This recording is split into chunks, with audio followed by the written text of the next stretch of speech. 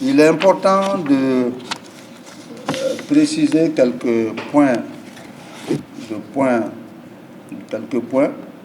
notamment il y a eu l'intervention sur les médias occidentaux et précisément français, les velléités d'intox et de désinformation sur un prétendu affrontement entre Fama et instructeurs russes.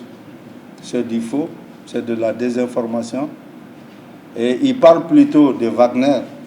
Nous avons toujours dit, les autorités maliennes, les autorités militaires, nous travaillons avec les instructeurs russes et nous le prônons et nous n'avons jamais travaillé avec Wagner.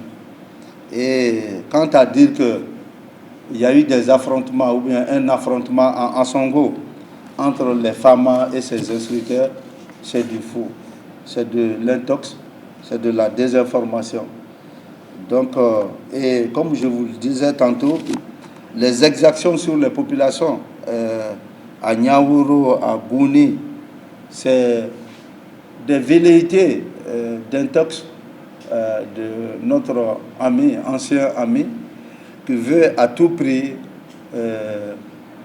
distraire le Mali, les forces armées maliennes de leurs occupations, mettre la pression pour que la communauté internationale puisse s'accaparer de cette situation, parce qu'en parlant d'exactions pour les populations, ça va amener la communauté internationale à prendre à bras le corps cette situation qui est notoirement fausse, et c'est une occasion pour ces Français à vouloir amener la communauté internationale encore dans le giron Mali.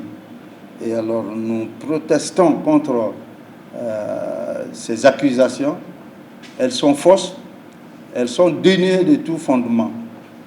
Et ce que ces forces n'ont pas pu faire pendant 8-9 ans, que les forces armées maliennes sont en train de faire en si peu de temps, vous devrez comprendre que cela réveille des velléités à vouloir mettre en cause cette montée en puissance des forces armées maliennes en nous amenant vers des exactions qui ne sont pas et qui n'ont jamais été.